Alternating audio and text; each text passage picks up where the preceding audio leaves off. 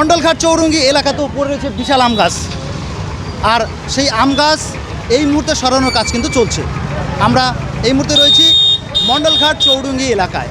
দেখতে পাচ্ছেন আমার পাশে রয়েছে স্থানীয় গ্রাম পঞ্চায়েতের প্রধান, এবং ইতিমধ্যেই এসে ঘটনাস্থলে এসে পৌঁছেছেন সদর বিধানসভা কেন্দ্রের সদ্য নির্বাচিত যিনি প্রার্থী অনন্তদেব অধিকারী, অর্থাৎ বিধায়ক, সদর বিধায়ক, নবনির্বাচিত বিধায়ক অনন্তদেব অধিকারী এই মুহূর্তে ঘটনাস্থলে এসে পৌঁছেছেন। চলুন আমরা আমার ক্যামেরা পার্সন যিনি আছেন তাকে দেখাতে বলো। আমাদের বিধায়ক সাহেব এই মুহূর্তে রয়েছেন, উনিও কিন্তু স্থানীয় মানুষজনের সাথে হাত লাগিয়েছেন। বলছিলাম এই যে এলাকায় একটা বিশাল ক্ষয়ক্ষতি হলো, আপনি পরিদর্শনে এসেছেন, কি বলবেন? দেখুন, প্রাকৃতিক বিপর্যয় বলে আসে না, কখন কীভাবে হবে কেউ জানে না, কিন্তু তার জন্য মানুষকে প্রস্তুত থাকতে হবে, তার মোকাবিলা করার জন্য রেডি থাকতে হবে।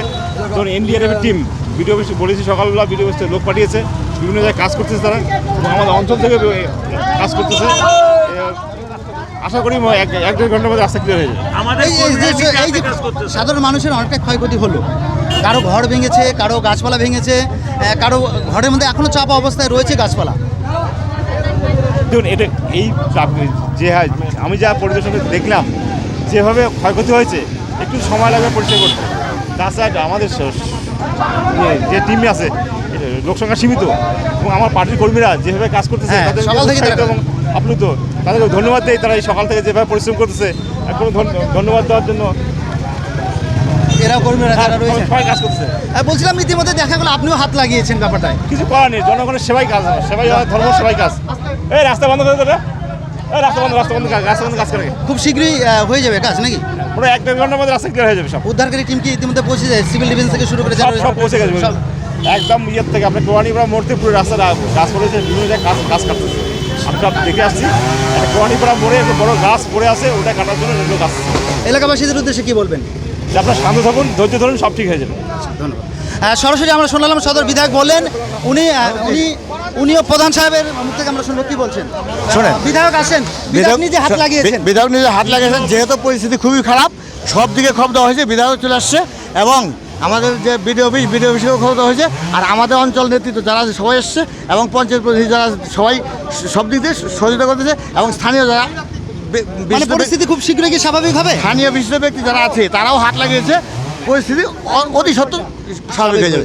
ঠিক, ধন্যবাদ। দর্শক, আমরা সরাসরি শুনলাম এই মুহূর্তে বিধায়ক সাহেব নিজে হাত লাগিয়েছেন, এবং তার যে দলীয় কর্মীরা রয়েছেন তারা কিন্তু ইতিমধ্যে উদ্ধার কাজে দ্রুততার সহিত উদ্ধার কাজে হাত লাগিয়েছেন, এবং খুব শীঘ্রই পরিস্থিতি স্বাভাবিক হয়ে যাচ্ছে, এবং মানুষ ছন্দে ফিরবে, হয়তো খুব শীঘ্রই মানুষ ছন্দে ফিরতে চলছেন। তবে বিধায়ক সাহেব যেটা বললেন যে প্রাকৃতিক বিপর্যয় তো কখনো বলে আসে না, যেটা পরিস্থিতি তৈরি হয়েছে, সমস্ত টিমকে বলা হয়েছে তারা শীঘ্রই হাত লাগিয়েছেন, হয়তো কিছু সময়ের মধ্যেই পরিস্থিতি স্বাভাবিক হবে, অস্বাভাবিকতা কাটিয়ে আবার হয়তো স্বাভাবিক ছন্দে ফিরবে এলাকা। এই মুহূর্তে সেই দৃশ্য আপনাদের দেখালাম। আমি আমার ক্যামেরা পার্সনকে বলবো বিস্তারিত তুলে ধরার জন্য।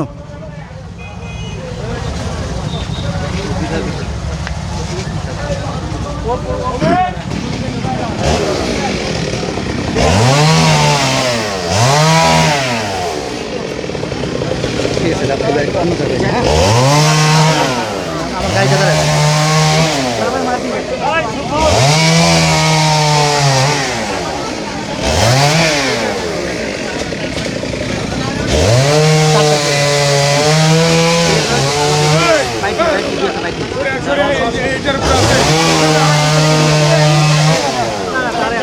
হয়ে যাবে, কি হয়ে যাবে, সব